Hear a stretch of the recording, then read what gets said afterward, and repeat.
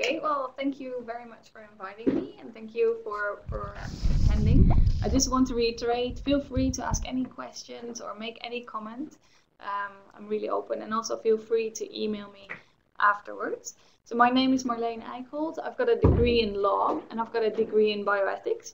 And I gave a talk at the iCourt Café Scientifique, where I met Fernando and some other people, and they invited me to talk a little bit more about the ethics of stem cells and the ethics of stem cells in relation to SCI.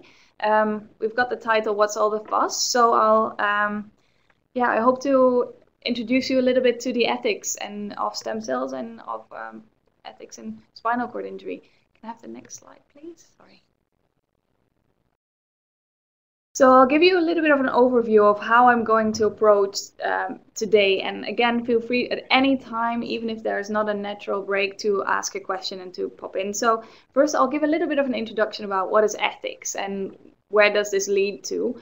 It might seem all a bit fluffy, but I hope to give you a little bit of an idea. Then we'll address two issues in a little bit quite short. This doesn't mean that these are not important issues. It's just these issues I don't necessarily want to focus on. The first issue is the source of stem cells. There's a lot of ethical issues around the source of stem cells, and we'll have a short debate maybe after that. The second issue is about clinical trials and spinal cord injuries and stem cells, and again, I would like to limit that a little bit. Then what I want to focus on is the issues of stem cell tourism. I will explain what this is. I've set out on the slide that I will break it down into several elements. Then I'll go into the question, is education the answer to stem cell tourism? And we can discuss a little bit about that. And then we'll have a little bit more discussion of some questions that I prepared. So if you were at the Café Scientifique, you might see some slides that you've already seen before. But if there is but there are some additional slides, some additional explanation, and I hope we can have a good time. That's what it's for, I think. Maybe next slide, please. So what's ethics? Maybe you've come across it before, you've wondered about it. Ethics is about, we think about the rights and the wrongs, the good and the bads of actions, of values, of the way society is going, the way people are doing their behavior. And of course, this can be a bottom-up approach or a top-down approach. So we can ask the different individuals, what do you think about this? What do you think is the right way? And there's people that will not ask the opinion of people, but will just vent what they think is the best way. So you will see a little bit of both in this presentation. So why does ethics matter? And I've already tried to explain a little bit what it is. And we seek to, as ethicists, we seek to ensure that science and society are proceeding in the right direction. So what people tell us is the right direction, what we think is the right direction, which way the government needs to go, which way the legislator needs to go. And of course, we live in a democracy, so we have all these different opinions. And we try to combine this into what we think is the right direction, and we love to have your help. And additionally, we hope that ethics can help to inform and communicate and examine the priorities of the different stakeholders. So today we are in the context of spinal cord injuries, and maybe there are other individuals listening. So we're looking a little bit at what do you have in mind, and what do you think? So there are many ethical issues related to stem cells and stem cell trials and spinal cord injuries, and we will deal with only a couple of them today. And I'll take the opportunity here to just briefly touch on a study that I am doing. I'm looking into the ethics of risk. And what we are asking is, what do you know about risks? What risks are important to you? And this is a question that we are specifically directed to people with a spinal cord injury. And I'll come back to the study later. But so there's ethics around risks, and I will also touch a little bit on that in my presentation. But now to the issues that I'm not doing research on, but which are out there and which seem to be quite mind-boggling. So the first issue are surrounding the source of the stem cell. And you may have come across this issue in the newspapers or in your maybe even talking to your family members or thinking about this yourself. So the source of stem cells stem cells can have different sources, but the main, traditionally, the main source were embryos. So in my next slide, I will show you how this works. But recently, there have been also other types of stem cells. These are stem cells from the skin, for example, and I've indicated them here as IPS. This stands for induced pluripotent stem cells. I'll explain this later. But also the commodification of women comes with the issue of using embryos for stem cells. This is, again, an issue that I'm not expanding on now, but you're free to comment on or even ask me questions about it later.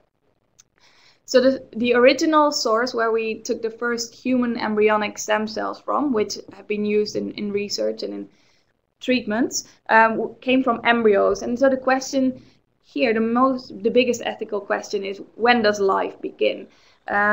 Individuals have had some there's controversy around the issue, because in the little scheme you can also see, so how do we get stem cells from embryos? Is first we have a fertilized embryo, and that develops into more cells. Subsequently, to extract stem cells, you take the inner cell mass of a blastocyst and then provide them in a petri dish where they can divide into different types of tissues. So they can become, in the slide you see, blood, nerve tissues, and I think there's a muscle cell. For spinal cord injuries, it's mainly that we're looking at nerve cells,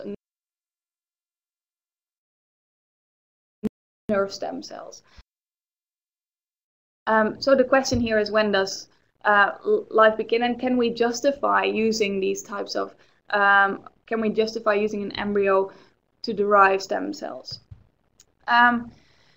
Quite recently, a new type of stem cell has been discovered, and these are IPS stem cells. They are, for example, stem cells taken from the skin and reprogrammed into an original state where they can become more types of cells. So these are IPS. And in the ethics context, they have sort of said they've come to the rescue. No longer do we need to use any embryos, and this can help us to avoid the concern around the question, when does life begin, and avoid the question about embryo research. And what we see is also, for example, President Bush, who was wildly against embryonic stem cell research, has addressed this issue and has sort of more or less said, stem cell research with IPS is acceptable, but with embryonic stem cells might not be as acceptable. Has the embryonic stem cell issue changed over since Barack Obama came in the States? Had there made some? So since Barack Obama was in power, he has allowed again funding into going into embryonic stem cell research. So IPS have not resolved the ethical controversy. One of the questions, and I'm coming to the debate in a second, the first type of debate is, what is a reprogrammed skin cell? Could we say that this is still the type of life? But also ethical issues around how do we fund research, and are IPS as good to do research with as embryonic stem cells is an issue, and so there is a hot debate going on. So it's a very good question, and it's not resolved, but definitely with President Obama coming in, there's again funding going into embryonic stem cell research. So I think we'll come to the first debate, and I hope to spend maybe a bit of 5 minutes about this, and the question that I set out here is, it's irrelevant really where stem cells come from. It doesn't matter if they come from human embryos, from adult skins, maybe from animals, as long as they work. And I would love to hear your opinion about this, and you can say anything about this. I'm not sure if we're open for a discussion, but I would love to hear. I agree that they should be used. You agree that they should be used? Okay. Why? Well, it just seems, they're destroying the embryos if they don't get used. That doesn't make sense to me at all. I think human life, people that are on this earth and living, have a right to the best treatment that they can get. Okay. So I guess I'm not that religious. I'm Anglican, but I don't feel... That's okay, we'll forgive you. Yeah, right.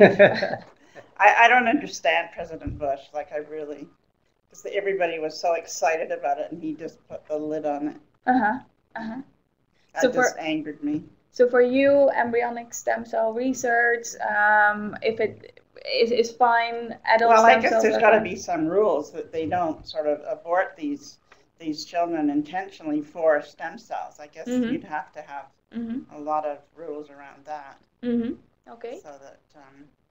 So basically, in response to what you're saying, these embryo stem cells are often taken from a blastocyst. So from just 5 days after an egg is fertilized. So basically, it doesn't have any brains yet. It doesn't have any hands yet. It doesn't have any feet yet. It's 5 days after the 5 days after the 5 to 8 days after the conception. So the when the sperm and the egg come together. Like, why is this? Are they fertilizing this? What's the purpose? Is it for stem cells, or is it for a birth?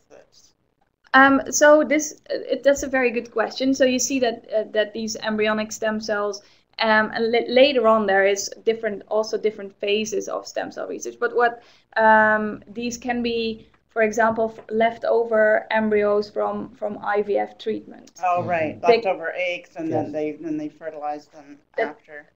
So yeah, or already that they have been fertilized embryos. So the sperm and the ova have already been brought together, and they're needed. They're going not to be going to be needed. So do you think this makes a difference if they are if they are created specifically for research, or if they are left over from IVF? Leftover seems more acceptable to me, because I think it could get out of hand if you're just doing them specifically for research and using. So we've had two other comments. One, no problems with them coming from anywhere. And Bert, if you want to turn on your mic and fill in on that, you're more than welcome to. And another person said if they can turn a positive in an individual life, use them. So I'm presuming both of them are for the use of embryos. So hey, Bert.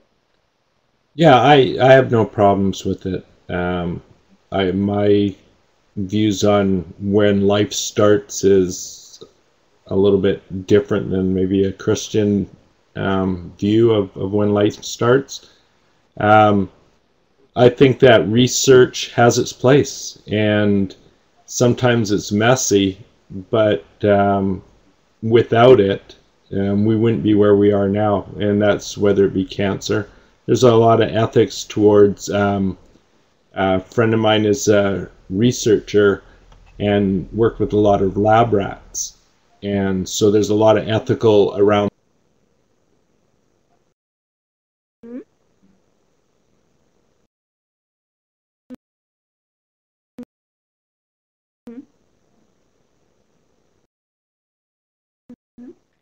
Okay. Well, we live in a democracy, and there's room for any opinion. There are countries that will say, for us, the most important thing is how we see an embryo. We see from the moment of conception, we see it as alive, and we do not want to move forward. And then there are countries that say, if we need to balance science, the progress of science, and views about whether an embryo is alive, we prioritize maybe the progress of science. So we have very different views, and I'm glad we can discuss these things, and I think also it's important to continue to discuss these things. So shall I continue with, or if there is anyone who likes to say anything, otherwise I'll move on. So these are very important issues, but there is lots of different issues as well. Yeah. Okay, I'll move on then. So sorry. I just have to make sure that you're over here. There. So the second issue that I would like to address concentrates a little bit, is a step away from the general concerns, looks a bit more into the specifics of stem cell trials and spinal cord injury in more particular. So one of the first questions, the ethical issues that comes up here, is the question who to recruit in stem cell trials. So currently we're in the phase 1 stage of stem cell trials, where the use of stem cells is still tested on levels of safety. And the question is who to recruit in these types of trials. And in my lab where I work, there has been a major research about if would be best to recruit individuals in acute stages, in subacute stages, or in the chronic stages of the injury. So I don't know if you've heard about the Geron trial, which was in California. This was a Californian trial where they implanted human embryonic stem cells in individuals with a spinal cord injury, and they targeted individuals in the subacute phases of the injury. And my people in my lab and people elsewhere have asked, are these the right people to recruit in the study? Because they might be. Sorry, can I have the next slide? Sorry. Yes, of course. In the subacute phases, you might still be in the phase you have just been confronted with your accident, with a life-changing circumstances. You might not really know yet what's going on, and so you might be in a position where you go, "Give me anything." So this is what my colleagues found, is that individuals in the subacute phases said, "Give me anything. I would do anything to maybe walk again." And if you ask, when my colleagues asked more chronic individuals, they said, I appreciate my quality of life now. I would not want to risk everything. Yeah.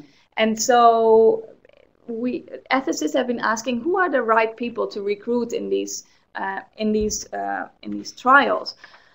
The second issue then is how to recruit, and this is an issue which also extends beyond the spinal cord injury cases. Is one major issue in the field is, should we pay individuals for participating in stem cell trials?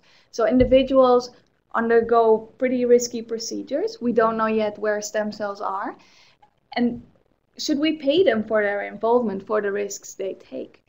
I'm sorry. Can we have the next slide? Sorry. It is a major question that extends also, for example, to organ donation. But again, in the stem cell trial business, this is a major issue. For example, if we ask women to donate their eggs and their embryos, should we pay them for it? It's a big issue. The third issue then is when to recruit, and Bert already touched on this issue. Is when can we go from animal research to humans? And I would really love the next slide. I'm sorry. I'm not even sure how it works with spinal cord. Like, where do they put the cells, and what do they hope to do? Repair the cord, so it's all back to. So this is still it's still in the very early phases. So they I think I'm not a scientist, so I don't know exactly the science behind the Geron trial. But in the Geron trial, I think they injected stem cells. I think there were maybe 1 billion stem cells at the location of injury, the idea that there would be fluid sort of thing. Yes, and that there would be remyelination, etc., etc. But we're still in the phases where research is trying to find out, is it safe? Because stem cells come with a lot of risks, and I will address this. But for example, one risk is tumorigenicity. So you might get cancer from this. You might get a spinal leak. We don't know exactly where the cells are going.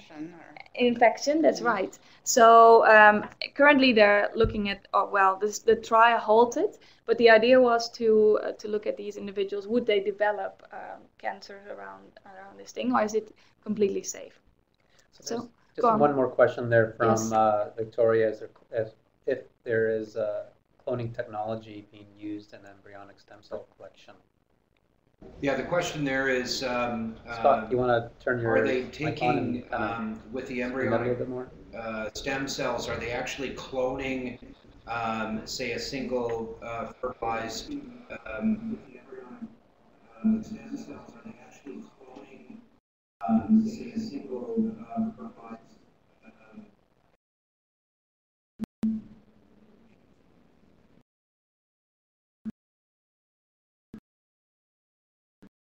sperm that are fertilized with eggs?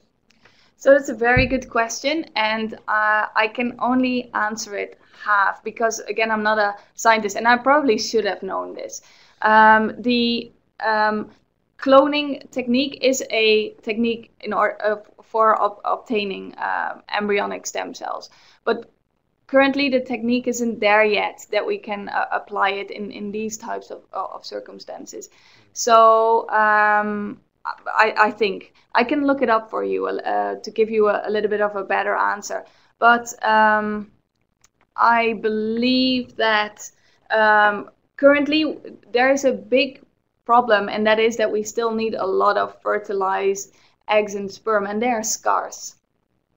So there is not that many resources. But I guess they are duplicating cell lines, and I guess they are doing this by means of cloning, yes. But, you know, I feel really bad for not being able to give you a complete answer on this.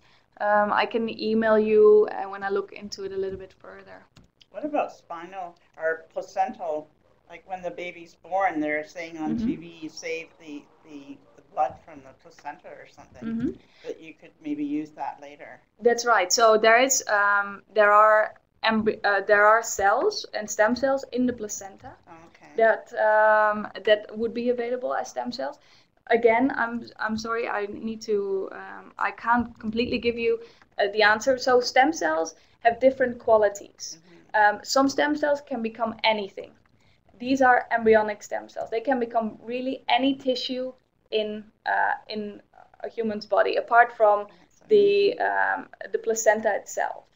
And then there are stem cells that are taken, for example, from bone marrow, and they only can become bone marrows. So stem cells have a certain quality, and that's that they can regenerate without stopping, so indeterminately, and that's what makes a stem cell. So some stem cells can become anything, like embryonic stem cells, and other stem cells can only become specific cells. I wish So they're still really early in the research then. They are still really early, although, for example, and I'll explain this later, bone marrow stem cells are already applied in the clinic and have been for treating leukemia for a while. So this is already research which is going on for 20 years. But again, they are still very early in knowing what we can do with stem cells and where can we take them. So I will come back to the question of when can we go into clinical trials. So currently, most of the embryonic stem cells or stem cell research is still going on in a lab. So we have a mouse here on the picture, and what is interesting is that there's lots of mice, and they all have the same. Here I set out the same. They're all from part of the same strain, so they look the same. They have the same genetic makeup. They are the same gender. They are the same age, so they're pretty similar. And they test things in these mice. Can I have the next slide? Oh, there needs to be two, I guess. So the difference between these mice is pretty limited. Next one, please. And what you see is that there, in the lab test, there have been some results, but these results are small. But again, I'd like to emphasize that these rats are pretty much all the same. So one of the questions is, can we move from rats into humans, or do we first need to test these stem cells on monkeys, on more primates, on animals that look more like us? Or when are we going into individuals with a spinal cord injury that are all different, that have all different types of injuries, that don't eat the same, that are women, men, maybe there are transgender people, that are all different. So when is the right time to go into to make this step towards humans? And again, there's an individual in my group, Brian Kwan, and he's sort of asked different stakeholders, when do you think we can take the embryonic stem or the stem cell research into humans? So this is a third issue. So I'll come to another little debate. And it steps a little bit away from what I've said. It asks the question, is funding for stem cell research for SCI should be prioritized over funding into other types of research, such as rehabilitation programs? And I would love to hear what you think about that question. So we have stem cell research, which is still in its early days, but they have huge promises. So Scott and Brandy and Bert, you guys can always turn your mics on and share on this one if you'd like. I mean, personally, I think I'll jump into this one myself. I personally think that the funds should be prioritized into more rehabilitation programs, because we're talking about quality of life issues, because the timeline from inception of a research project to implementation into a human trial and then actually being something that will actually work and that is years and years and years and years. We're talking, I think, decades really for some of them.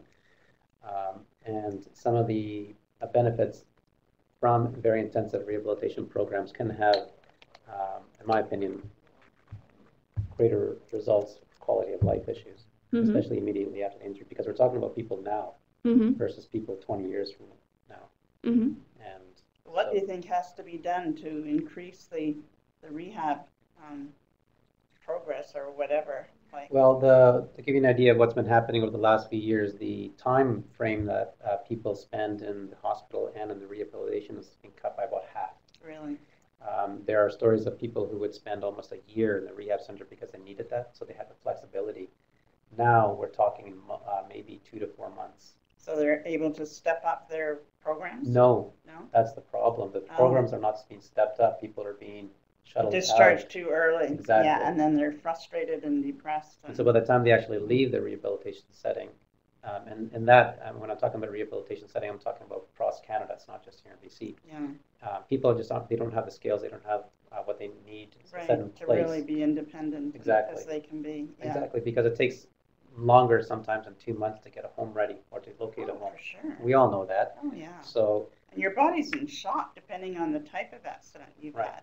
Right. Things don't sort of settle down for about a year. Yeah. Definitely. So that's my personal point of view on that. I think it would depend on how well the services of quality of life in each of the provinces and states. In BC, I think we need more quality of life programs. Yeah, and that's something that I'm also. Yeah, so I'm thinking that's part of where the problem comes from, because it's always viewed as an either-or type of a situation. Where you either direct the funding towards a cure or you direct the funding towards care. And when you don't distribute between the two, then the individuals that have gone before are left behind while all the research carries on.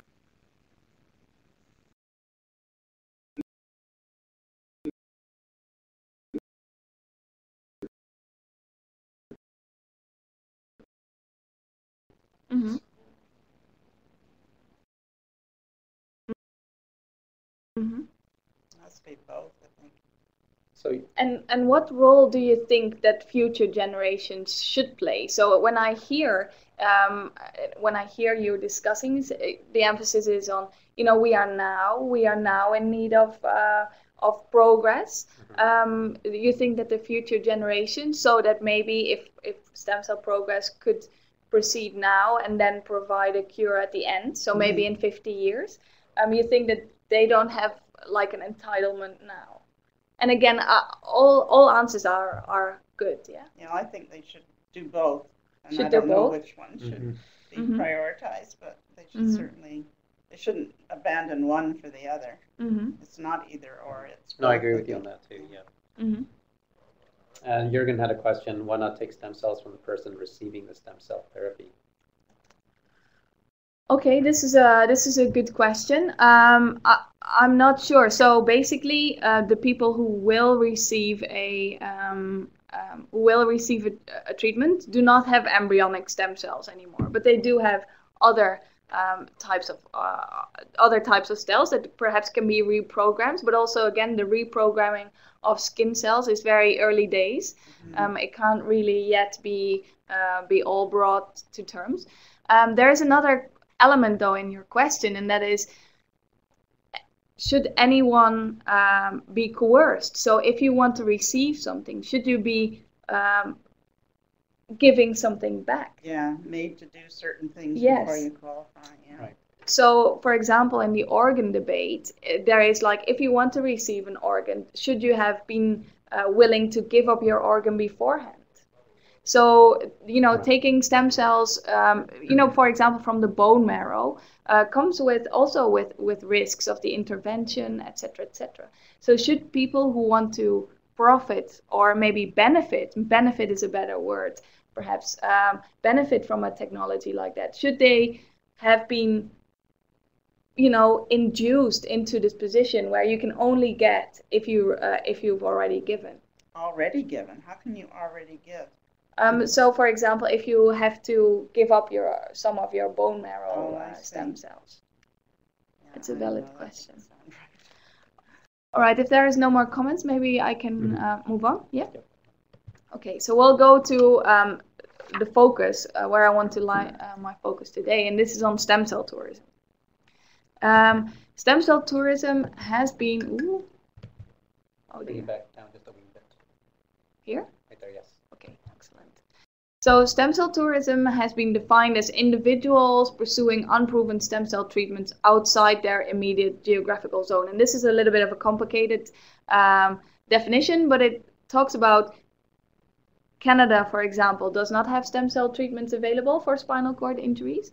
And in China, they do offer treatments, so to say, for spinal cord injury. So individuals from Canada might travel to China, and this is what we call stem cell tourism. And according to recent estimates, there are about 700 clinics abroad that offer stem cell treatments, so not just for spinal cord injuries, but for all different types of things. And these clinics are mostly situated in developing countries. I'm not sure if Jürgen has another question. No? Okay. So here's a slide, and we see some of the websites of these clinics. And as you can see, these clinics, you know, look pretty good. They're well developed. They look, you know, pretty scientific, offering pretty good care. But there are some problems that ethicists and individuals looking into this type of tourism have found, and that there's a lot of false promises made, misrepresented benefits. So what we know is stem cell research is still in its early days. It's stem cells, embryonic stem cells, have first been discovered in animals in 1998. In scientific terms, that is like really recent. Yeah. And these clinics offer benefits like come today because you can be treated tomorrow, you can be cured. They offer a cure, but this is a misrepresentation. I won't make any value judgments. Go on, sorry. There's a question there. It's is there not legal issues around stem cell tourism if you travel abroad for stem cell research? So. Okay. Yeah, who's going to take care of you if things go wrong when you get back home again? I think that's one of the big problems. Okay. Well, I've got this question in a debate later, but we can address it already. We'll keep it for later. We'll keep it for later. If you don't mind, Nick, then we'll keep it for later. So there is a whole set of misrepresented benefits. And again, I'm not a scientist, and so what we know is that stem cell research isn't there yet, and these clinics offer a cure.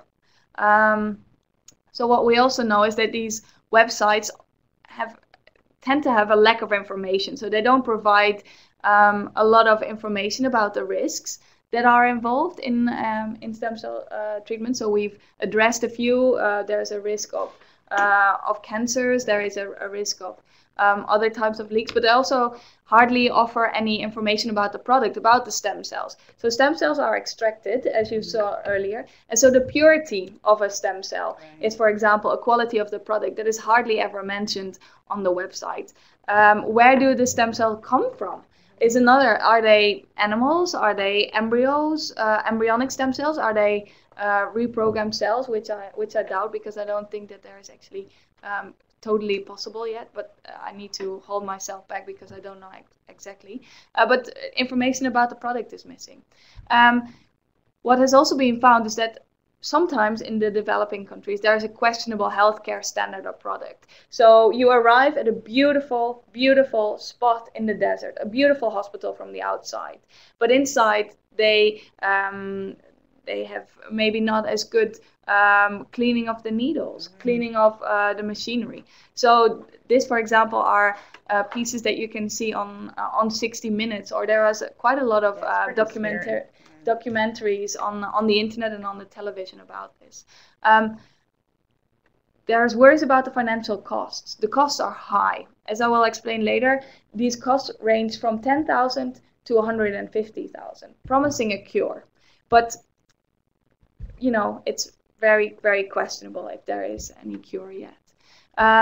So individuals, ethicists worries about the individuals that may be misinformed, may be hopeful, or maybe risk takers. So they say, it's my last resort, I'll go for it. But can they be really informed about the risks? Because it might be that you get worse. We don't know that yet. There's a question I heard that if you have treatment outside of Canada, you will not be covered by Canada if anything goes wrong, I think, through the medical system. Yeah. Doctors will just refuse to even see you. If you've had treatment outside of Canada. I'm not really sure, because in Canada you have a very inclusive healthcare system. It might be that the relation with your specific physician gets out of control. He might sort of say, you know, I totally disagree with it, but I don't think you can be refused healthcare in Canada. So I'm not really sure that it's that's the case, but that's as far as I know. I'd be really interested. That some of these people with the MS treatment, when they went to Italy and got their, you know, CCSVI, and they had problems, and some doctors would refuse to treat them. So this is a matter between the individual physician and the individual patient. But I don't think you can be refused emergency care for your symptoms. Yes. So there are certain types of treatments that, of course, we have to pay for. And in Canada, there isn't a single healthcare system. There are different healthcare system, but the system is inclusive. So basically, I believe that you have to offer treatment. But if you know a little bit more about this, Nick, please feel free to email me. I'd be really interested to hear your experiences and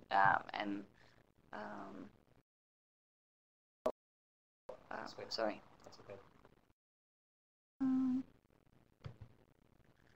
So, on the one hand, we've got questions about hype and hope, and I will address these a little bit later, about costs, about misrepresentation, and about benefits, risks, and uncertainty. And I will explain these a little bit later. But the ethicists worry about questions like, how should we address these issues? How should we regulate it? How should we go forward? How should we make that individuals can move forward with their individual freedoms, as well as we don't want any harm to occur to individuals, but neither to science and society. So I hope to make this a little bit more clear in the upcoming slides. So a little bit about the hype and hope. Stem cells, the promise is that stem cells can do anything. Stem cells can be used for the skins. I'm sure you've come across advertisement on the internet that say, you know, stem cells can help you against wrinkles. It can help you against it's anti-aging cream. We have some pictures here of the different products. Yes, it's a miracle product. They're offered for anything, and so also for spinal cord injuries. Here you see there's a huge promise that comes from everywhere.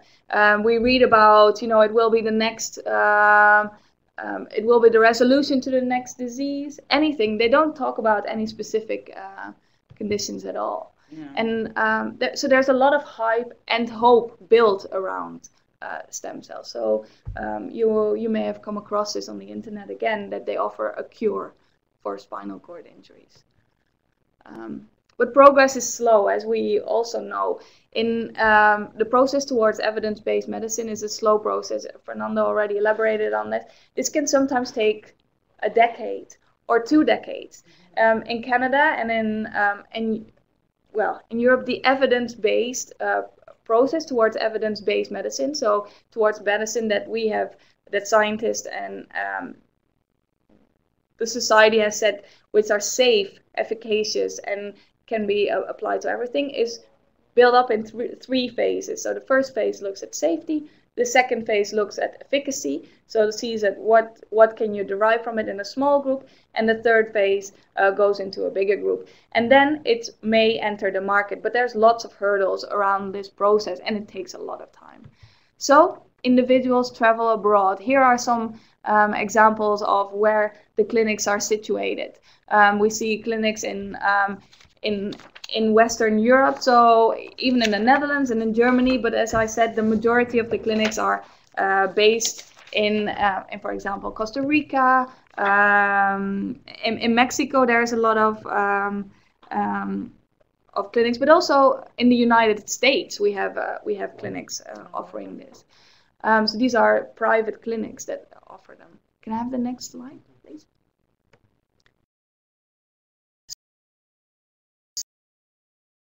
So a lot of people believe in the miracle. They go for it. You may have come across any of these individuals in the newspaper. Rick Perry, ex-governor of Texas, has taken stem cells. You may have any of these names may sound familiar to you, and it has led a lot of individuals to believe that these stem cells actually work.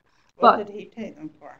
I think he had something in his back or knee. I am not actually sure. Maybe there's someone who knows more about this. We'll Google it later. We'll Google it later. That's a good idea. Google offers all the answers. So what researchers looked into the motivations of individuals going abroad, and hope seems the biggest factor. So, and then hope is divided in, it's my only option left.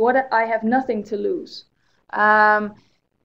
The idea is that individuals say, I'm pretty well informed about the risks and the benefits. I've already addressed some questions around this. I will address a little bit later how good can we be informed about the risks and the benefits. But individuals have the idea, I know pretty much all about it. Individuals are critical of healthcare and the home country research and policy. Why isn't it here yet? They offer it in China. Canada must be, don't want it because pharma wants something else. So we hear a lot of, or on the internet, you see a lot of these individuals offering these types of reasons. And the hope is a very difficult battle. And then individuals travel abroad because they say, I want to be a medical pioneer. I'm going there, even if I don't benefit, the future generation benefits from them. Perhaps a very laudable goal. Sorry to interrupt. But, sorry. One of the things we touched upon was research in Canada. That's something that we'll actually be sharing a little bit later, maybe in 2 or 3 months. It's one of the other sessions because it's a lot of questions we do have. People always say, well, they're doing research in China. Why aren't they doing it here? So we want to look a little bit more into the detail of the state of research here in Canada. So, so for those that are a little bit more interested in that, they can tune in a couple of months, I think it is. Yeah, well, it's a very difficult, a very interesting subject, and a lot of individuals that we speak to say, why is it not happening? So I think it's a very urgent issue, and I've only touched on it a tiny bit. So there's a lot more things to be said about it. So there's a lot of concerns, and this illustration talks about it. So we're just at the beginning, and there's so much that we don't really know yet. What we do know, however, is that, as I said, quite a lot of these clinics abroad seem to misrepresent the information. So the cure is here. But what we know is that there is no proven benefits yet. So when I say proven, this means this has come out of the clinical peer-reviewed process. So when there are controls, control studies where different individuals have confirmed the result. So the evidence that the clinics seem to use they use evidence on the internet, and they say they use anecdotal evidence. So you've had an individual that's traveled and that has profited from it. So this might have, when we looked into this might have different reasons. For example, it might be a placebo effect. So individuals are so boosted by adrenaline and boosted by all the attention and care that individuals get, that they do profit from it in a little bit. They might feel a lot better. Support already, that's right. Support already has a huge psychological component and can contribute, but it doesn't last. And also when individuals have looked at their physiological changes, there are no indications that anything has changed actually.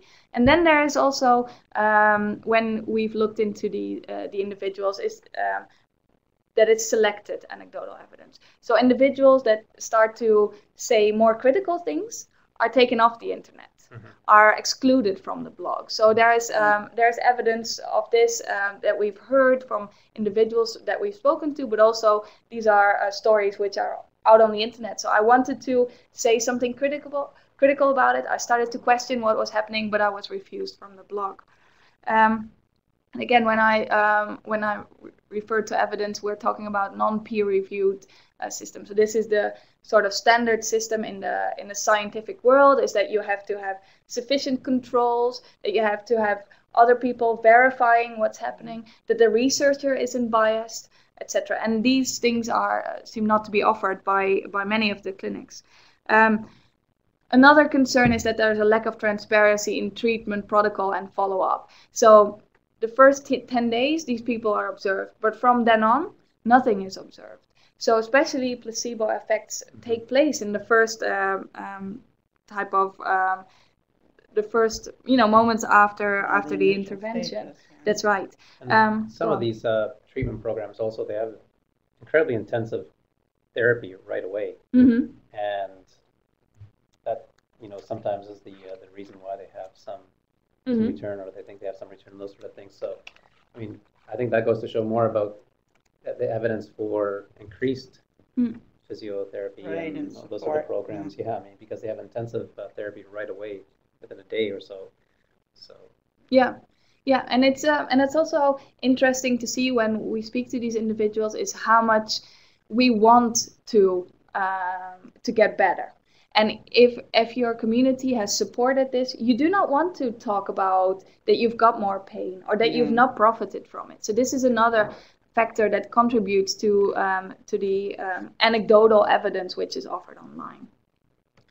So another, here I've got So when we are looking at the internet, so there's treatments being offered, so promises ranging from between $10,000 and $150,000, and sometimes these amounts of money provide some legitimacy. So if we have to pay $30,000, it must be all right. It must be good. They must offer me something. So a price can be, again, a sort of an obscuring factor and a confusing factor. So what ethicists worry about is the informed consent. Can individuals really have an idea about what are the risks and what are the benefits that we're talking about? How must the benefits be interpreted, but also how must the risks be interpreted? One element is, as I said, we're in the very early stages of the research. So there's a lot that we do not know. And uncertainty in the literature and in the human psyche is something that is very difficult to deal with. Me, I'm a pretty positive person. So if I hear uncertainty, I think, oh, this will turn out for me all right. I'm a healthy individual. I drink my milk every day. I eat my veggies. So if it is uncertain, it must be all right for me. And what I can't know, I sort of dismiss that it exists. But I can get worse. But we still do not know. A little bit about the risks, and here I come to my own research as well. So the risk picture, when we look at the websites that offer stem cell treatment abroad, misrepresent the risk. So they do not necessarily talk about the risk of cancer or the risk of pain or the risk of losing more function. They tend to talk about a little bit more about the benefits. And in addition, so there are some sites that mention this, but in addition, they seem to ignore all the non-physical risks. So for example, a risk that we at my lab, we worry about is that if you now get a stem cell treatment abroad, it might mean that you're from excluded from future treatment, and specifically from participating in a trial that might actually offer benefit, because we don't know where the stem cell is going, so we don't know where this is. Yes, this might be the case. This is not said yet, but it might, and this is a risk that we don't talk about, or these things that talk about. Financial risk, so people might take a second mortgage on their house and subsequently might not experience any benefit, maybe even get worse. So maybe they are not able to enjoy the little income that they might have from any activity that they undertake. Increasingly, it might mean that you have to have extra adaptations to your house or to your car, which may... know of somebody who's China versus buying a place for himself. So yeah. So it was quite a bit of money, because the actual, it's not just about the treatment; it's getting there and staying there and everything, that's food right. and hotels. So it's a lot more than just the money that's advertised on their website too. You're totally right. Yeah, and also if you want to bring any family member who can support you, these bring extra costs along. Okay, so these are some of the risks that are not mentioned. So again, it's questionable how much can we be informed about the risks, and in addition, there's risk complexity, and I would like to elaborate a little bit about this. This comes in the risk assessment. So, for example, scientists don't know. They have got some ideas, so what they see in mice, but again, we are only in the very early days, even of mice research, but in humans even more. So we don't know what's going on. So what you see as a risk, what you can conceive as a risk is pretty limited.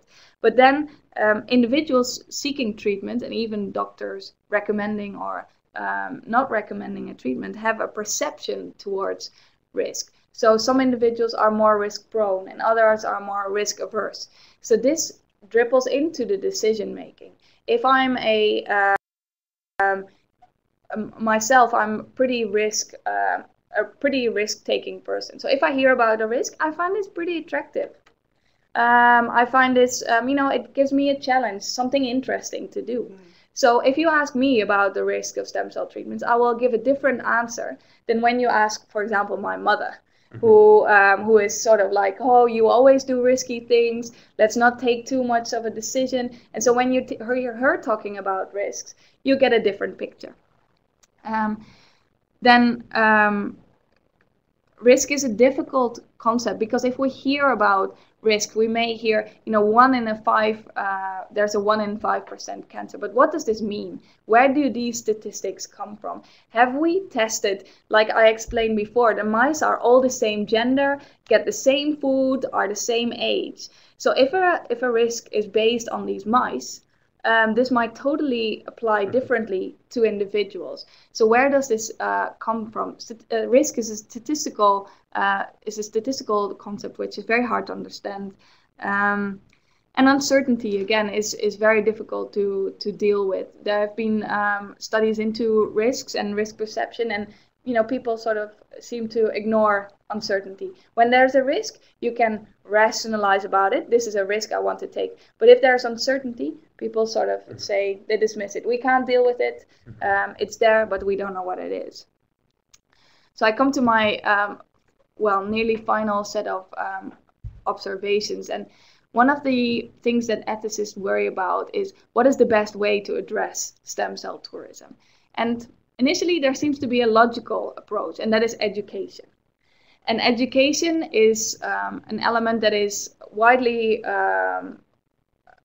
supported in the literature. And this is actually comes from a brochure which came out very, very recently. And if you would like access to this brochure, again, send me an email, but it's widely available on the internet. So this is 2012, and they say, educating is the answer. But and there are more initiatives. You can find these websites online. I'll give you a reference to this website later, which is the International Society of Stem Cell Research, and it offers a lot of information there. But there are limits to education, and a major limit is hope. And here, this is a very a quote which is very illustrating, like, will educating individuals increase the trust in a nation's research and regulatory system, for example?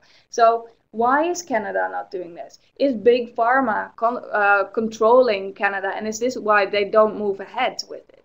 These are things that you cannot educate against. Even it falls into someone's emotional level, and into someone's emotional perception. And here is another illustrative quote that says, "The power of hope is so strong that no amount of education or reasonable argumentation will trump it." So we can educate people, but if I believe that I will get benefits from it, then it's, everything I hear, I will see in this. You'll filter it out. And just you'll filter it out. Yeah, there's a lot of research which has been done in Canada and in North America about the power of hope. And hope is I think it's a very strong tool, and it also benefits us a lot, because if there was no hope, then where would we be? It's one of the greatest placebo treatments out there. Sorry? It's a good placebo treatment. It is a very good placebo treatment, and sometimes you can achieve things just by wishing so badly for it, and you can make things happen by hope. But yes, it offers also very much of a placebo treatment. So a major issue that we think about is the trust in science. So what if something goes wrong? So what if we allow research to come into Canada, but it goes totally wrong? What will happen about the trust in science?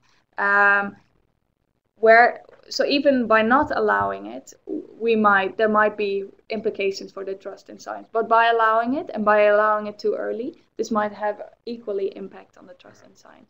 So the questions. Sorry, did you want to say something? It's like a double-edged sword. It is like a double-edged sword. You're damned if you do, and you're damned if you don't. So it's. Yes. It is. The question is, when is it ready?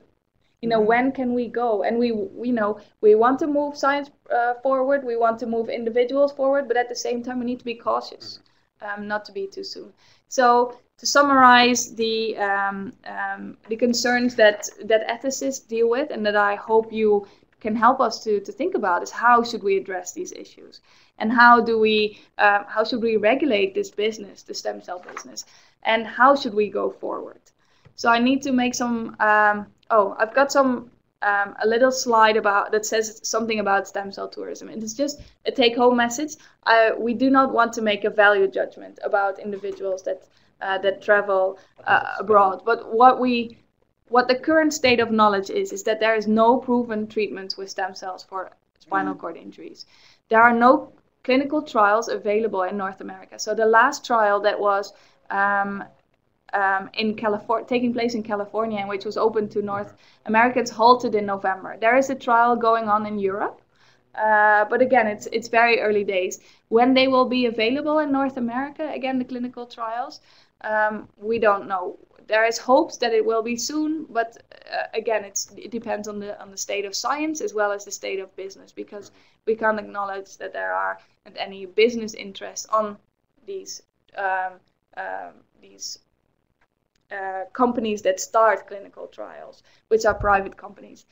Stem cells have a small range of clinical applications which seem to be proven. For example, there's hematopoietic stem cell transplant for leukemia. There are some transplants for burns, and some treatments for corneal disease or injury. And go on. And these ones are proven? Here, so they are sort of standard clinically available. And if you want to have a little bit more information about this, I'll give you some sites that you can look at later. So they will set this out as well. I just took this from the website. So it's not totally, stem cells are being used, but these are not human embryonic stem cells. These are sort of cells that already have a direction and a trust. So stem cell interventions for other conditions are risky. So I've got the next slide is a slide where you can find more information. So if you're considering going abroad, then you can, or if you want to know anything about stem cells and even where they come from and how they work, etc., you can find more information on the website of the Stem Cell Network, which is a Canadian organization. It's a collaborative organization of ethicists, of scientists, of individuals with conditions, And you can, for example, go to the link that is for the public, which has a brochure with frequently asked questions. I've given you the link. Then there's another society, which is the ISSCR. They've got a very good informational brochure for a closer look at stem cell treatments. It's a handbook. Again, it provides a lot of information. So have a look there if you're further interested, or if there is anything that you, after this talk, want to know about stem cells. And then just to make it easier for everybody, after we can post this, Bert, we can post this information on the info line as a PDF with some of the websites too. So instead of having people go through the entire presentation, which they can't right now, so we can just make it a bit easier later. Okay, that would be great. Yeah. So I have to acknowledge some people. Some people have helped me with the slides. Some people have, and institutions have provided me with some funding to come to you. Now I need to use this opportunity again to ask you if you want to contribute to our studies, which is currently I'm doing a studies on the ethics of risks. Then please contact me. I've got some slides in here that explain a little bit about the study. So what are our goals? We would like to know what risks you worry about, how we should communicate about these risks, and what do we need to tell candidates for treatment or for research purposes. And here I've got a little bit of about the eligibility criteria, some.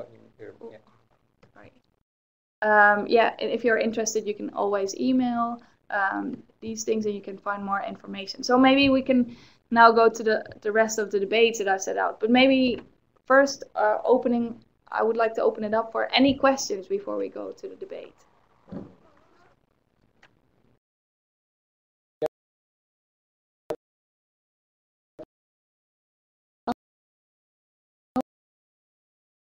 Go ahead. Just turn your mic on.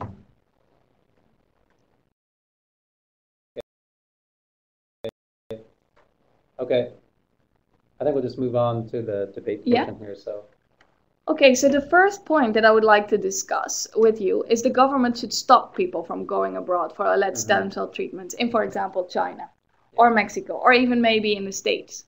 What do you think about that? I don't think the government can do that. The government cannot do that. They can try and discourage you, okay, but not stop you. But going back to Nick's point earlier on about complications of possible complications when they do return to Canada, there is that possibility. Make it quite clear that you're on your own. Exactly. To do it. So there are because the Canadian taxpayers shouldn't be funding this experimental research. Okay. If there's no proven benefit.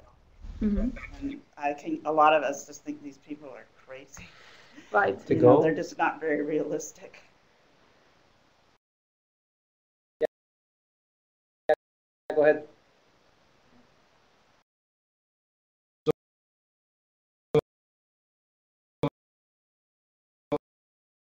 I'll weigh in on that. I don't think the government should stop people from going abroad to do these procedures and things like that. But then conversely, why not then take those individuals that we know that have done that and use it is a very interesting question, and I can give some feedback if you so what happens, clinical trials are there, so we're talking about stem cell tourism, so we're not talking about clinical trials. Clinical trials might come here and try to prove the benefit and the safety, etc. So clinical trials, when they enroll individuals, they have a very homogeneous population. So they try to make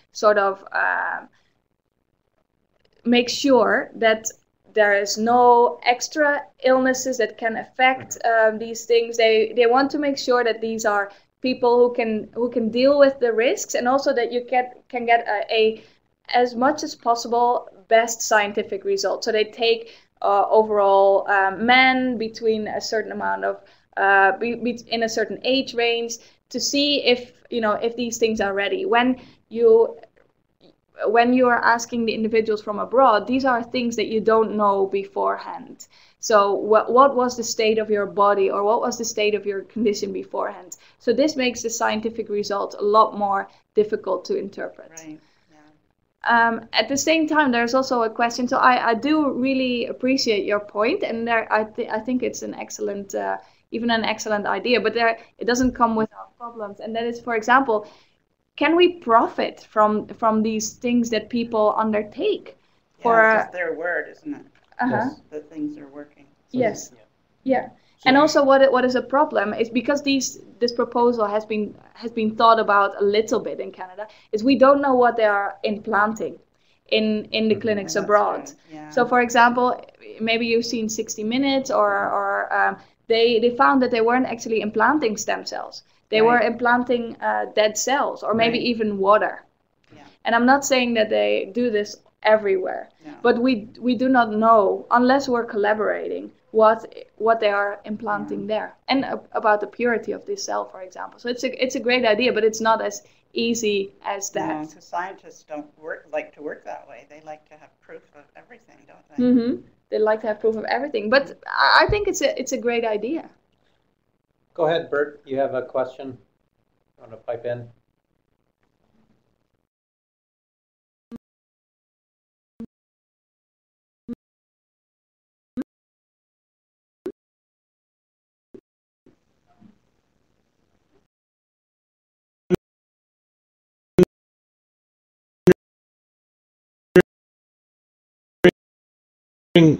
When you're looking, you guys are doing. There are clinical trials need to be reported in systems, and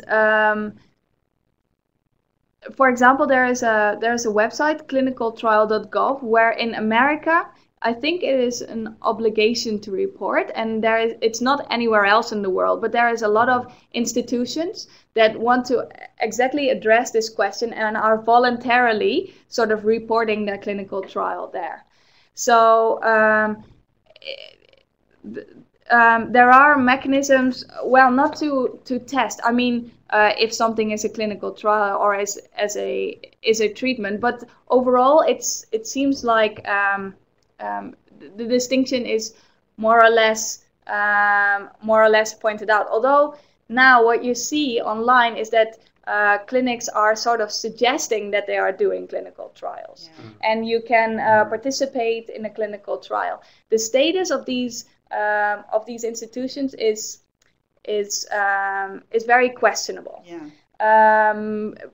Again, overall, this is one of the reasons why they set up this clinicaltrial.gov, so that there is some inspection over what is a clinical trial and what is not. And in a clinical trial, you have to have gone through a research ethics board, for example. So ensure that the people are treated well, that they are told about the risks and benefits, and that there's hygiene, there's knowledge about the product, etc.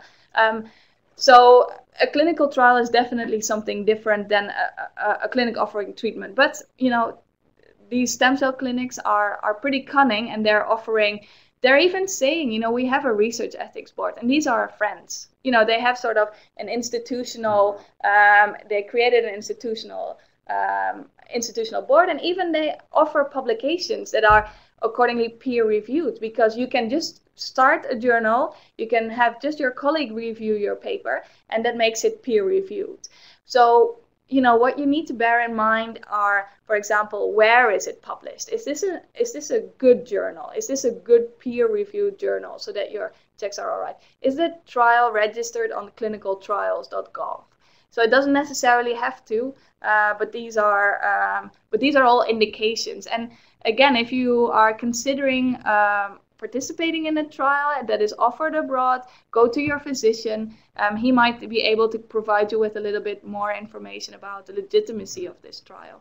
But it's a very difficult point. Yeah, it's very good that you raised that point. 60 Minutes have uncovered some pretty horrifying stories. Yeah, certainly. Just a comment from Terry. I don't think the government should stop people as well. I would be concerned if a person's right was taken away from them medical care, and it would seem hard to prove that the treatment could cause the problem and not be just aging with a spinal cord injury. For example, loss of function, due to treatment or perhaps a syrinx. So absolutely, good point, Terry. Good point. Yeah. I mean, I don't think our government would ever get to that because it's not just stem cell for spinal cord. It's much, much greater than that. There are so many other cross disabilities that stem cells, the stem cell research, and not just stem cell, but people traveling abroad for other medical, general medical conditions. Like, for example, eye surgery. I know tons of people who've gone down to Mexico because it's quicker, it's cheaper. So that is scary. Isn't that scary to you? Yeah, instead of the ones here, third world country, for crying out loud. But they do it really well. They do, eh? Apparently they do. So it's when we're talking about tourism abroad, medical tourism is huge. It's really, really big. Women are going to India to get surrogate mothers. Couples are spending thousands. I saw that one. Yeah. Yeah. Amazing. So it's not necessarily that you're totally right. Not necessarily said that medical tourism is a bad thing. At all. But I don't want to make a value judgment. But be careful what you're doing. And then I was in the reproduction business. I was a little bit looking into the ethics of reproduction before. And for example, in the UK, they offered a specific type of fertility treatment that wasn't available in the Netherlands or in Germany. So people traveled abroad. And this technology didn't come with many risks. But so yes, medical tourism isn't necessarily wrong. But when we come to this business of stem cells, where stem cells are doing everything, regardless of the injury, so you can put it on your skin, but you can also put it in your spinal cord. It's a little bit different, and we need to think about the risks. And these are very invasive procedures. So just be careful. If we want, we can go to the next debate. Unless anyone wants to continue. That's going well. So this is the question. Everyone should have access to experimental stem cell technologies in Canada, even if they have not yet been proven safe and effective. So we've discussed a little bit about potentially unhygienous practices abroad. Now we have, in this debate, the hypothetical question is, if you could get stem cell treatment here, so it's not been proven safe and effective, do you think that should be made possible? I would love to hear your opinion about that. Bert, you've been pretty quiet so far. Do you want to weigh in on this one?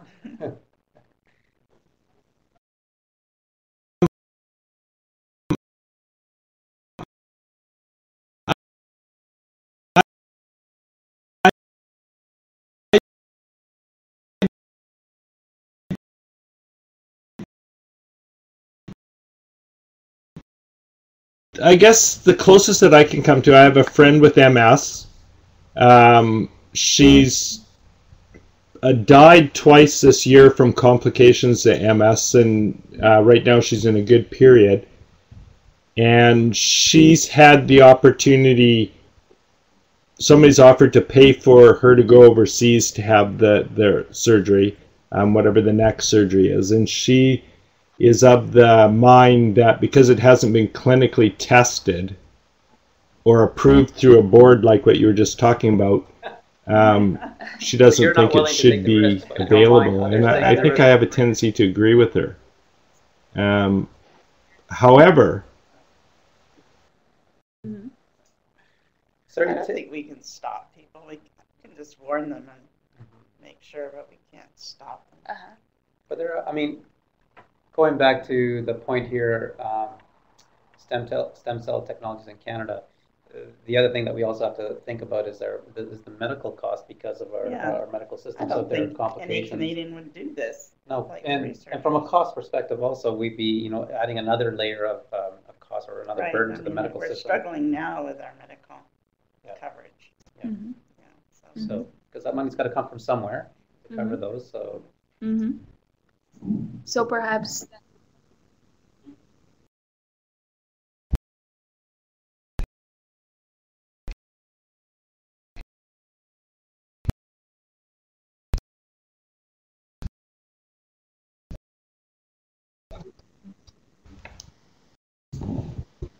I think one of the debates. I think one of the debates as well is, I think you touched on it earlier, is the priorities. Stem cell. If other people are doing it, maybe Canada can be looking at other things such as bladder, control bladder issues for people with spinal. I see that there are some comments coming in. I can't. Prince George says, as long as they're informed of the risks, I guess. So I'm presuming Brandy's okay with it. You can nod your head, Brandy. No, sort of. Yeah. Yeah. Okay, so I think it's a valid point to think about. Canada can now spend the money that would be in there on other types of investments. I think we are. We're working on cardiac stuff and all sorts of things. Mm-hmm. And but how much money should be put in preparing Canada for when it's there, or when we can start, mm-hmm. when we feel that the animal research is so far progressed that we can actually apply it to humans. Just wait and see when that time comes, and we'll figure it out. Mm-hmm. Terry's got a good point. She says she won't even eat certain foods because she doesn't know where they're from. Yeah. As far as a comfort level goes. Yeah, that's what they warn us about, though. We've got to pay more attention. Well, I guess we could pose some of those questions to the Rick Hansen Foundation too, since majority of that is based on the research aspect of our, that large amount of money that they're asking for to continue the research. So. Mm-hmm. Okay. And so, and to add, so I overall detect that there is quite some caution. Is there, caution that we as ethicists have as well is, again, the trust in science. So what we've seen in gene trials, for example, is that something went wrong. One of the trial participants went wrong. And so the progress of the gene therapies was halted for a 10-year period. And so stem cell research is really looking at this, at these examples and the lessons that we should learn from it. And we want to, and not we, but stem cell researchers want to proceed cautiously. Right. So not that there is a setback for 10 years. And I think, potentially, but this is, my opinion, potentially there is a good role for the government as well, is to say, we will proceed once it's there, but not before that. Not before. Yeah. Okay. The comments there are just more along the lines for people with new injuries from Joe. So the comment that Joe made was new injuries, or perhaps someone with a concurrent brain injury that affects decision making. Going back to the original question, having access. Mm-hmm. So, okay. So thanks, Joe. Should we continue to the second one? Yeah, we can. Okay, so moving on to the number. So this is actually something that we have already touched on, but maybe someone wants to offer a different viewpoint. So this is a person who returns to Canada after having received stem cell abroad and who suffers from the side effects of this treatment should not be able to rely on the Canadian healthcare system. Yeah, I agree. So feel free to say, also, Yeah, we have to be tough, I think. Barbara, you're tough. Well, I'm a lot older than everybody else. As I say, we're struggling now with the problems that we have, and if people are traveling all over the world getting themselves into trouble. Yeah. And we just can't cope with it. Issue too, saying chooses to smoke all their life, used it in medical treatment based on any problems they would have because of their smoking. Well, I don't know. No, we're not doing that. Yeah. You think that's different? I think it is a lot different because smoking is something that it's more based on an addiction, really. Yeah. People that smoke for 40 years and have lung cancer and all the other complications, whereas something like this is a medical treatment based on hope, really. Yeah. So I think they're quite far apart as far as the questions posed, relying on our healthcare system. Mm-hmm. So. Well, there's another parallel. To engage in an activity. Except for the fact that you chose. Except for the fact that you chose. Mm-hmm. So if I add to that, so smoking has been sort of looked differently because it's an addiction. But I like to do sometimes dangerous sports, and I like to do skiing. for example. And it's not even that dangerous. I'm sure lots of people have done more dangerous, like bungee jumping, or which I would love to do. But there are consequences though to doing that. And you think that that the the individuals should pay? So basically, if I get injured, so the other day, to tell you the truth, I was cycling and I wasn't wearing a helmet, and this was totally my fault. I was involved in an accident, and I had to get by the ambulance. So I should pay for this. No. No, I don't think that's like people that go out of bounds when they're skiing. I think they should pay for their rescue. Like I've been giving money to the search and rescue, and I've decided next year I'm going to say no. I don't agree with it. You've got to charge them. Those are a few people that ruin it for everybody else, for those that really need it. Yeah. I don't know. The whole idea behind the Canadian healthcare system, is that it is inclusive. It's not exclusive. So we all and let's get to one thing out of the way, that it's not free, right? We all pay into it. So we are paying into it. Technically, we're banking on it to be there for us no matter what we do. And but hopefully we're going to be sensible. Well, yeah, but that's what they call them, accidents, going on to the risk-taking sports side. It's not like you intentionally go out and hurt yourself. And I think also, going back to the topic, you don't intentionally go to these people that intentionally go and say, we're going to have side effects and we're going to come home. So that's also another area that we have to think about too. So, Bert, I know I've held you up, so if you had a question, go ahead.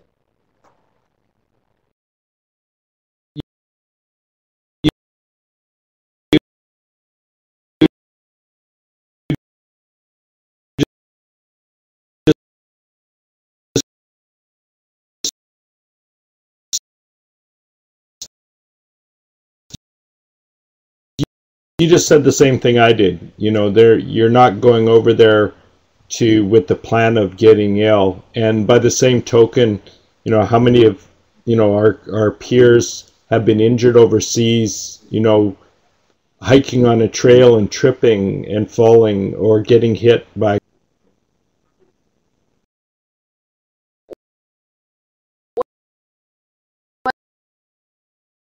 one element in this discussion is, again, if you can't, so the idea is the fact that why we cannot stop individuals from going abroad is also because we're individuals and we have our freedom. It's a democracy, yeah. And you can pursue to some extent your dreams and pursue your hopes. And you may live to your hopes to whatever level you want them to arrive. And here again, also there is maybe an aspect of individual liberty at stake. So maybe I'm a medical pioneer if I go abroad. I would like to explore my individual freedoms. But I can definitely see both sides of the debate, and it's a tough one. It's a tough one for government. So I'm at the end of my slides, but I'd love to, for you to give more input. Bert, your hand was up. Did you have another question or anything?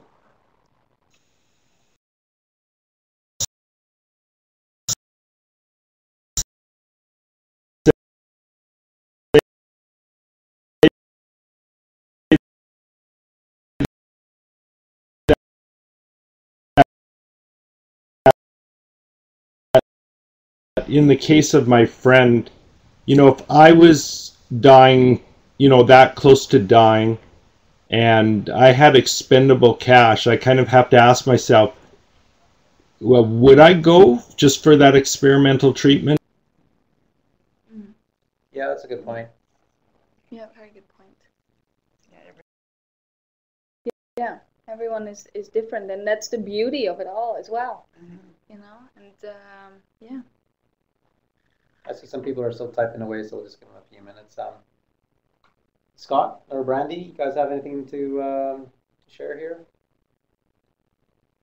Ron's question is, which country are you referring to that does stem cells? Actually, Ron, what I can do is I can just go back to one of the slides.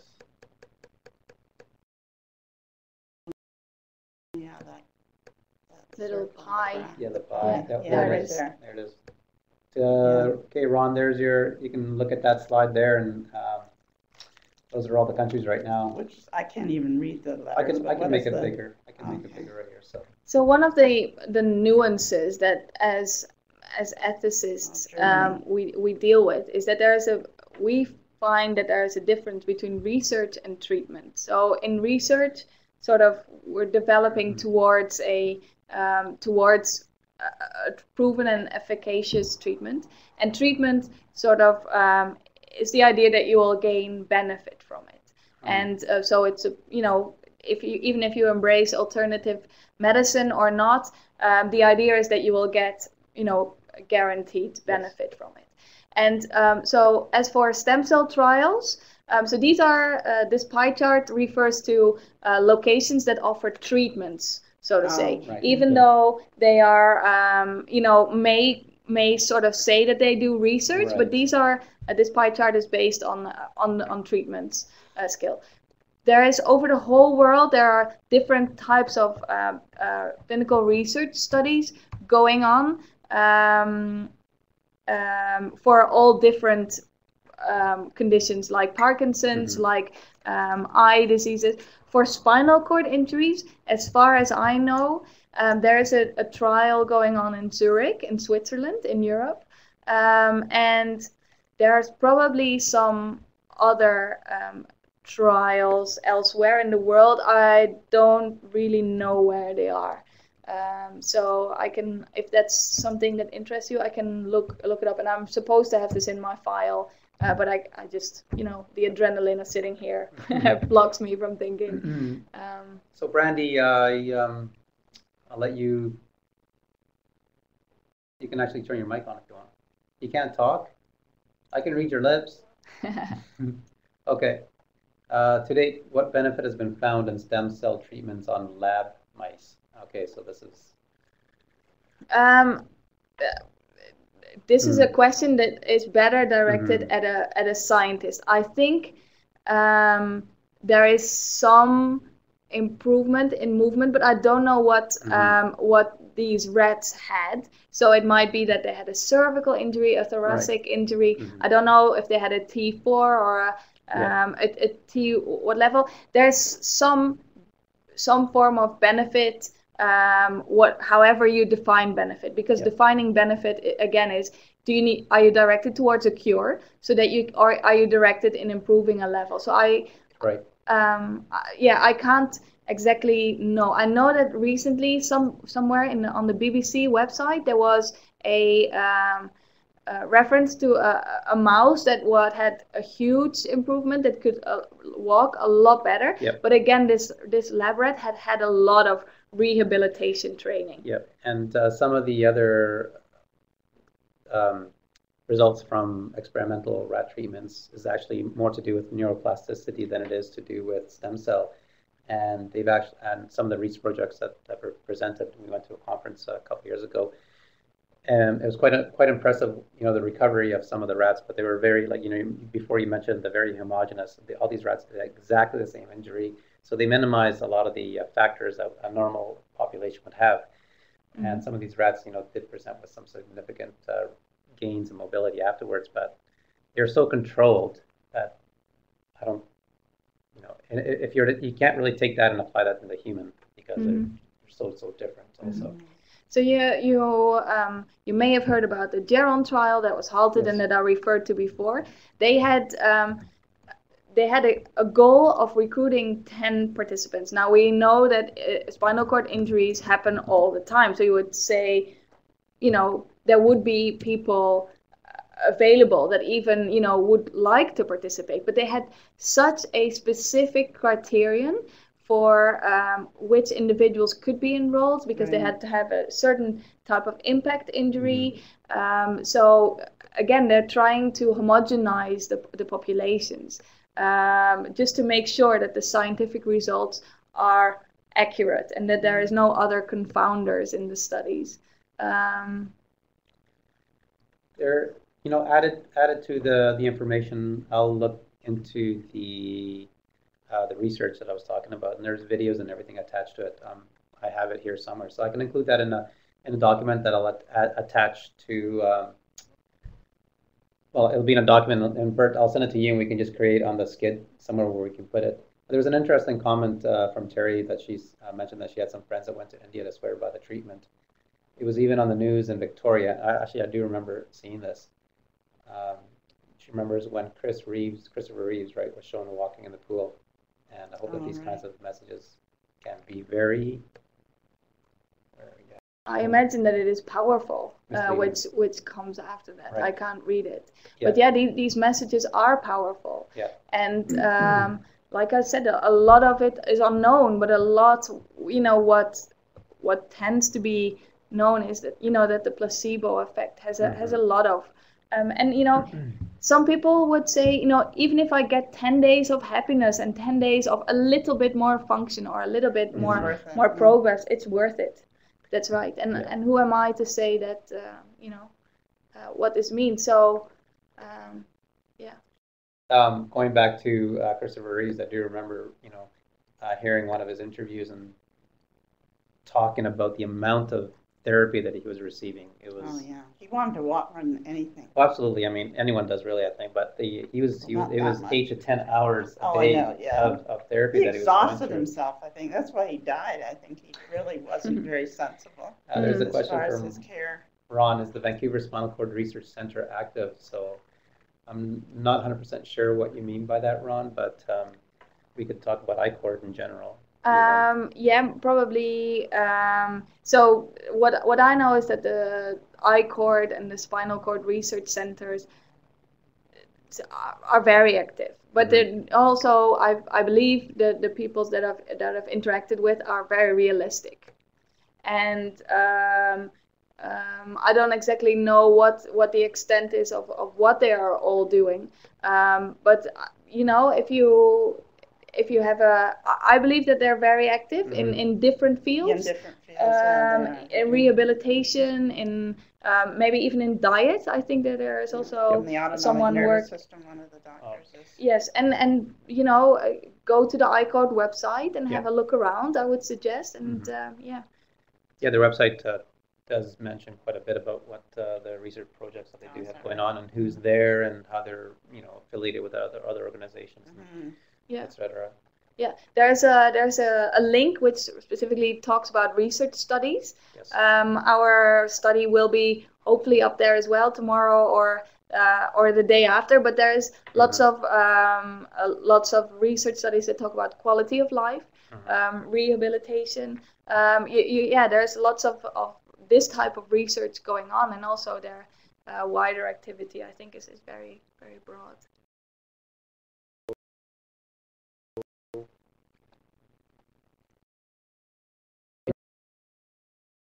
Can you read Joe's comment there, or is that a little too small? I read people can do desperate things in situations they perceive as desperate.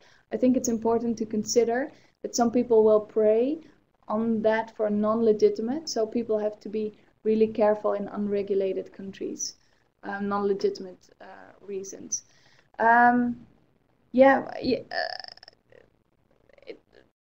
Yes, there is a lot of countries where regulation is called lax. So they don't know what to do with it. They might be influenced by specific regulatory regimes. Maybe even the mafia, I don't know, is behind it. So we don't know really what is going on in many of these countries. I have a friend who works in looking into the legislation in Mexico, and she addresses all different types of struggles that the Mexican government has to, or the Mexican legislator has to go through before it can be regulated, and the presence or absence of research ethics board, the presence and absence of scientific control and legitimacy. And even what is interesting is if you sometimes I go to a conference and I talk to a Mexican stem cell researcher, and they also seem to believe in that it works. But as a researcher, sometimes you might be biased. You see little results that you find positive. So you're right to remark about legislation has different sides in different countries. It could be a way of making money, preying on vulnerable, desperate people. Oh, yeah, it happens in every aspect of society, unfortunately. Yeah. And in a lot of areas of medicine, this is the case. So, and people's health, very often I say, why worry about money if it is your health? When I'm talking about, whether I should go to the dentist or not. And it's exactly these types of reasons that are maybe not as that I'm not too rational about when I'm talking in, when hope is my guide. Right. So it's difficult.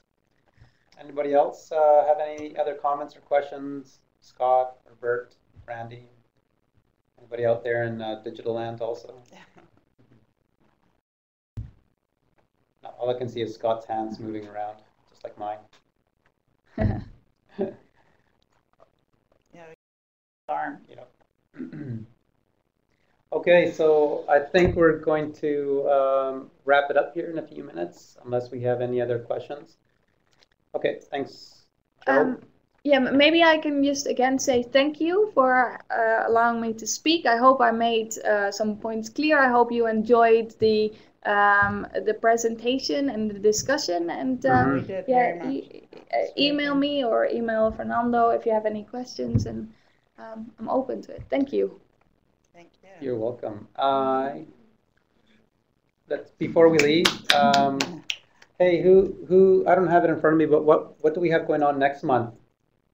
Nothing, apparently. Oh, it's July. Good point. July. Thanks, Barbara. Yeah. Barbara here's on top of it. July. We always take July off. Yeah, July and December. Terry, I'll just get to that 1 second. So so the next one is going to be in September, and I believe August. Oh, sorry, August. Thanks. Yeah. My mind's not working. Also.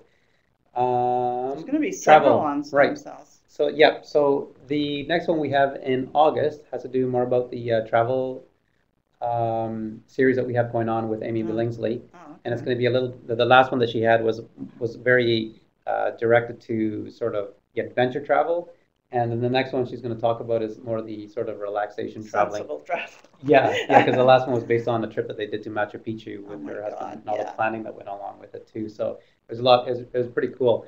The next one's going to be a little more relaxed, and thank you everybody for joining in. I will try to getting the material up on the website, Terry, on the skid as early as possible, maybe about early next week or middle of next week. And I'll put other slides up there in the PDF form also, if you don't mind, if that's okay with you. Okay. Go ahead. And then, like I said, later on in the summer, we should have these sessions available also online so people can view them. And if you've missed something, you can always go back to them, and fast forward and those sort of things. And we'll notify everybody when that's finally happening. Yeah, go ahead, Scott, if you have something else.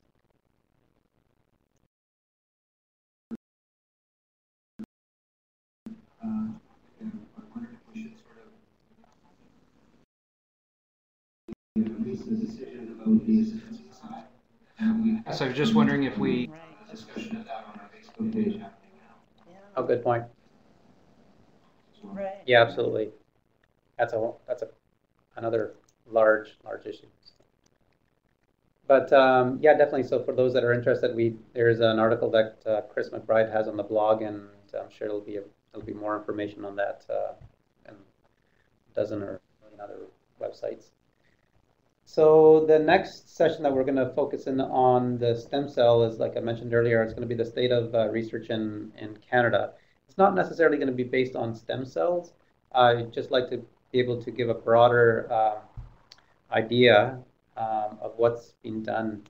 And we can do it specifically here to Eijkholt also. So I'll provide more information about that later on in the next month or so. So thank you once again. We're going to shut the meeting down. If you have any questions later on, you can always just email myself, or you can email Marlene directly at the email there below. Once again, that will be in this document that we'll put in on our website under the database, the Spinal Cord Injury Database. So thanks again for logging in for those that are in Webland. And I think we had a pretty good presentation today. No technical glitches. Everything went well. Victoria's good, and Prince George, and Bert.